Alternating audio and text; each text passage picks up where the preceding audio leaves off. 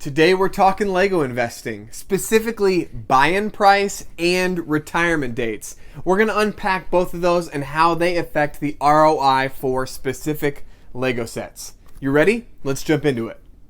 All right, this is episode 1 of a segment that I'm calling Lego Investing for Beginners. We are diving into several unique topics when it comes to Lego investing, buying, and selling. There's so much that I've learned over the past 7 years when it comes to Lego investing. And I'm hoping to impart some of my wisdom, some of my mistakes, and some of my successes along to you so that you can get a leg up when it comes to Lego investing, buying, and selling. Now, whenever I'm talking about topics, I like to use real-world examples, specific Lego sets, and what their experience has been.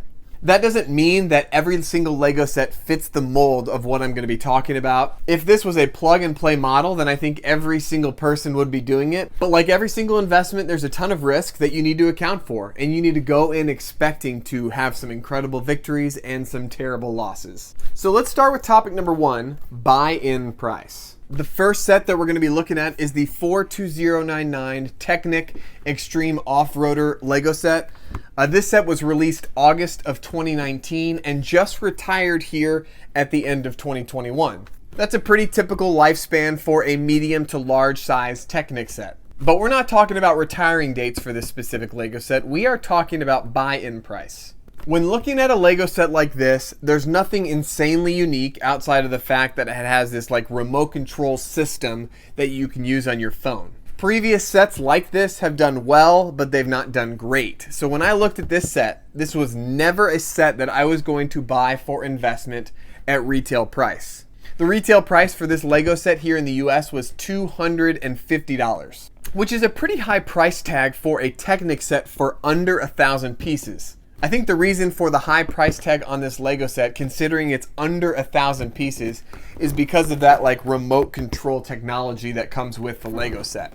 But after seeing this Lego set come on the market in 2019, I didn't think it would be a Lego set that I would invest in at MSRP and hoped that I could find it on discount. So towards the end of the life of this Lego set, I saw that it was available on Zavvi.com for $180. Which was $70 off retail value, so I decided to pick up 5 of them and then hold on to them hopefully for a short-term investment. I don't think specifically this set, considering it has technology that will likely be outdated in a couple years, will do well long-term. So I bought 5 after tax for a total of $180 all in. And currently, just 5 months after retirement, this set on eBay is trending at $240. You heard that right, $10 under the original MSRP, which is a little bit concerning for this Lego set specifically. For investors that bought this set for $250, they're already taking a pretty substantial loss if they're selling it right now, considering shipping and fees. Now, the piece that I have about this Lego set is my buy-in price was $180. If I sold it for $240 today, I would probably make it anywhere from $10 to $20. It's probably not going to be one of the best investments I ever make, but I'm probably not going to take a loss because I would only anticipate this to go up in value.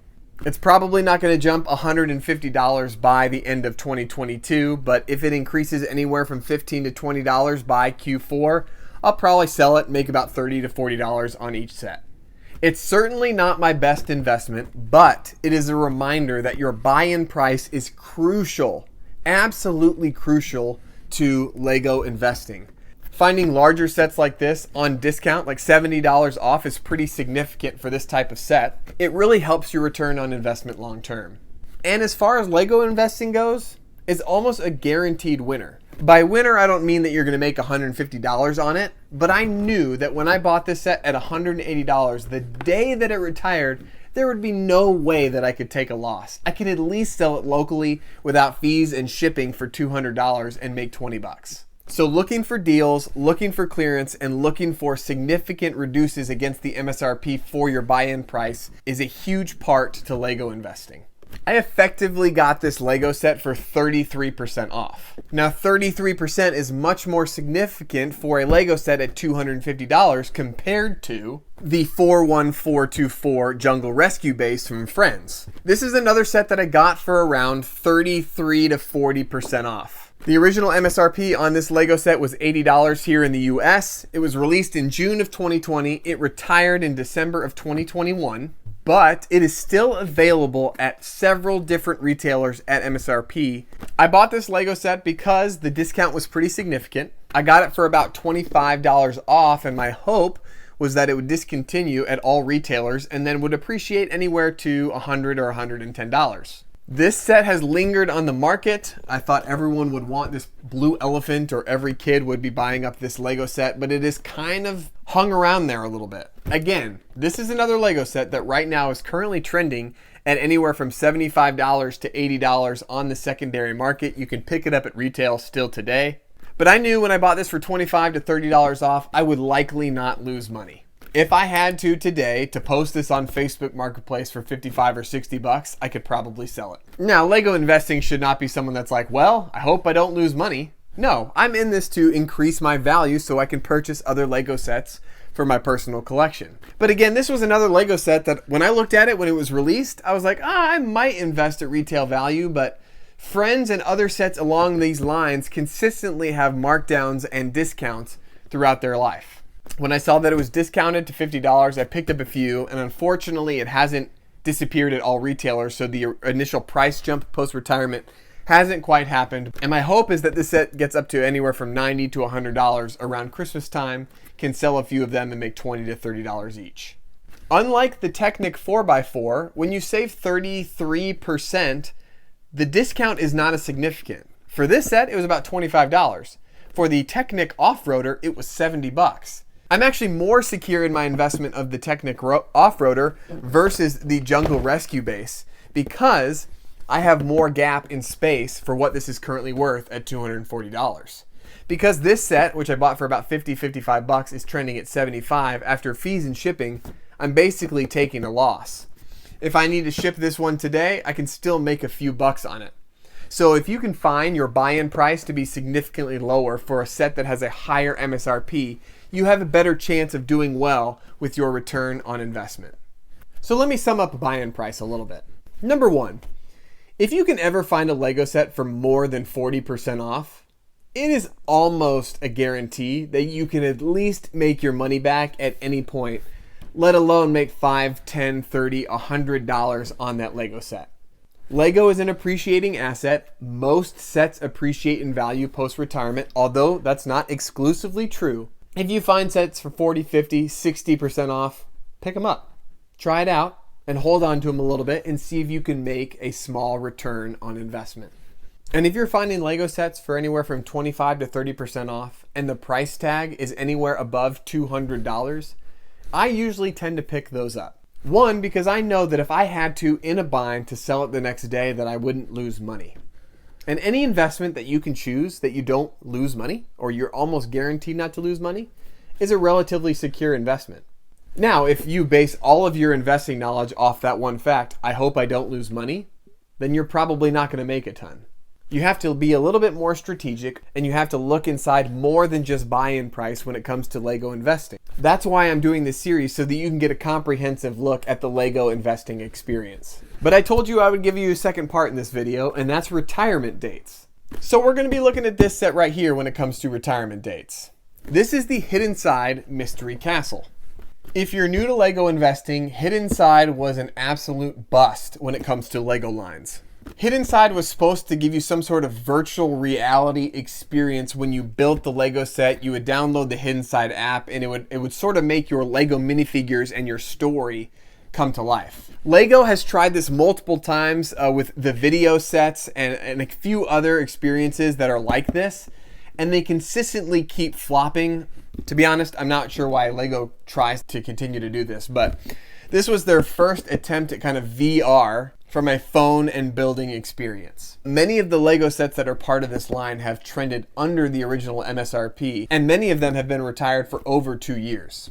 But this set specifically, I chose to buy 10 of them at MSRP. Now, I had known, looking at the track record of previous Hidden Side sets, that they hadn't been doing great post-retirement. But the reason I specifically went deep on this Lego set was because of the retirement date that was posted. I believe this set was the second most expensive set that Hidden Side had released as part of their line. The original MSRP on this Lego set was $100 here in the US, and this set was released June of 2020. And just several months after this Lego set released, Lego made an announcement that they were going to be discontinuing the entire Hidden Side Lego line at the end of 2020. That meant that all the sets as part of this wave that were released in June of 2020 would have been gone by the end of the year. There are only a small handful of Lego sets that have ever had a shelf life of under a year, and this was one of them. The reason this one caught my eye is because there are a ton of castle fans. People love building castle and they love building Halloween displays.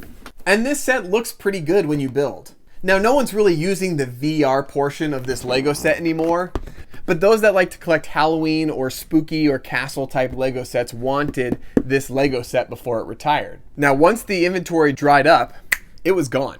Like, this set was gone from retailers everywhere. And I felt pretty good that I had the 10 sitting on the shelf. And then, of course, you have the waiting game. What is the initial price jump going to be once this set discontinues? Well, right when this set disappeared from retailers everywhere, anyone that wanted it was trying to get it right off the bat.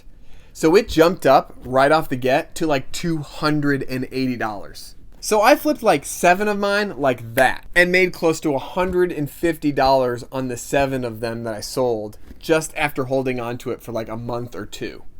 I held back 3 of them because I wanted to see if they would continue to appreciate in value. Some retailers a couple months post-retirement found some old stock and people were able to get it back at MSRP.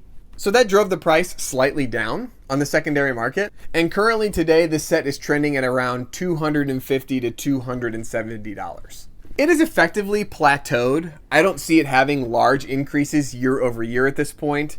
Maybe it gets to $300 before I sell it. But I think those that want to have this set have already bought it. And those that are trying to become entire Hidden Side collectors don't really exist because overall it's a pretty weird Lego line. So I plan to sell this Lego set around Christmas time of this year. Maybe I'll get anywhere from $280 to $300, and that'll be it for the last 3 I have of this specific Lego set. So how do we sum up retirement dates? Because that was a unique example, and it doesn't give you the full understanding of retirement dates and what they mean. Most Lego sets exist on the market anywhere from 1.5 to 2.5 years. Longer sets at 5+, shorter sets at around 1.5 years. So when looking at retirement dates for specific Lego sets, you can always assume that there's going to be an average of 1.5 to 2.5 years. Now, those are typically longer for larger sets, UCS collector sets, sets like the Disney Castle, Ninjago City Gardens, and others. But a healthy rule of thumb is to know that a Lego set will be on the market anywhere from 1.5 to 2 years. And although it's not a universal truth, the shorter the lifespan, the likelier a Lego set has to do well post-retirement. The reason being, if a set is only available from 6 months to 8 months, not as many people that are going to want that Lego set have a chance to buy it. It's probably not hit many shelves in retailers. It was probably a limited release online.